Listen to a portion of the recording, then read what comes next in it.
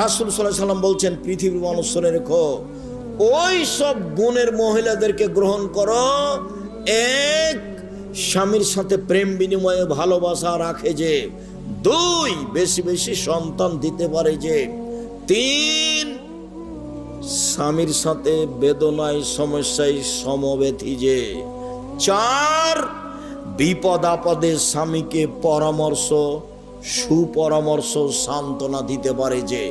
এই চারটা গুণের অধিকারী নারী সবচেয়ে ভালো।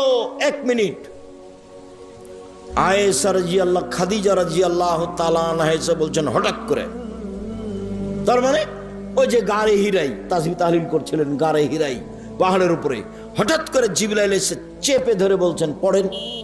তা আমাদের নবী বলছেন আমি পড়তে জানি না। আবার বলছেন পড়েন। তা আমাদের নবী মুহাম্মদ সাল্লাল্লাহু আলাইহি ওয়াসাল্লাম বলছেন আমি পড়তে জানি না। আবার জিবরাইল বলছেন পড়েন, চেপে ধরে। তা আমাদের নবী মুহাম্মদ সাল্লাল্লাহু আলাইহি ওয়াসাল্লাম বলছেন পড়তে জানি না। তখন জিবরাইল বললেন ইকরা বিসমি রাব্বিকাল্লাযী খালাক, আপনি পড়েন আপনার সে প্রতিপালকের নামে যিনি সৃষ্টি করেছেন। খালাকাল ইনসান মিন আলাক, যিনি জমাট বাঁধা রক্তপিণ্ড হতে, শুক্রকীট হতে সৃষ্টি করেছেন, তার নামে পড়েন। কয়েকটা আয়াত বললেন, এই যে বাসায় আসলেন, এসে বলছেন খাসিতু আলা নাফসি, খাদিজা আমি মনে হয় মরে যাব, আমার যে কি হয় খাদিজা, আমাকে কম্বল দিয়ে চেপে ধরো, খাদিজা আমাকে কম্বল দিয়ে চেপে ধরো, আমি ভয় পাচ্ছি, ভয় পাচ্ছি, আমি মনে হয় মরে যায় নাকি। তখন খাদিজা রাদিয়াল্লাহু আনহা প্রথমে বললেন কাল্লা, কখনো নয়, অসম্ভব, এটা হতে পারে না। এ দেখেন সান্ত্বনা দিচ্ছে। আগে দুইবার বিবাহ হয়েছিল, মুহাম্মদ সাল্লাল্লাহু আলাইহি ওয়াসাল্লাম 3 নাম্বার স্বামী। আমাদের নবী কত নাম্বার স্বামী? 3 নাম্বার। আগে 2 জন পার হয়ে গেছে। প্রথমে বলছেন কাল্লা, কখনো নহে, অসম্ভব, হতে পারে না, আপনার মরণ হবে না। আপনি এত দুশ্চিন্তা ভোগ করছেন কেন? এখন আপনার মরণ হবে না।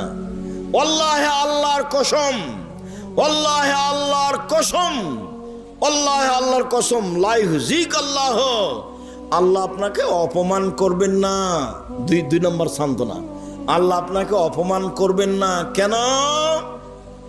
এক, অসহায় মানুষের সুবিধাতে থাকেন আপনি। 2, নিঃস্ব মানুষের আহার যোগান আপনি। 3, মেহমানকে খেতে দেন আপনি।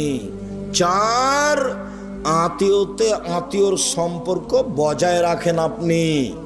এই কাজগুলি আপনি করেন, আপনার এখন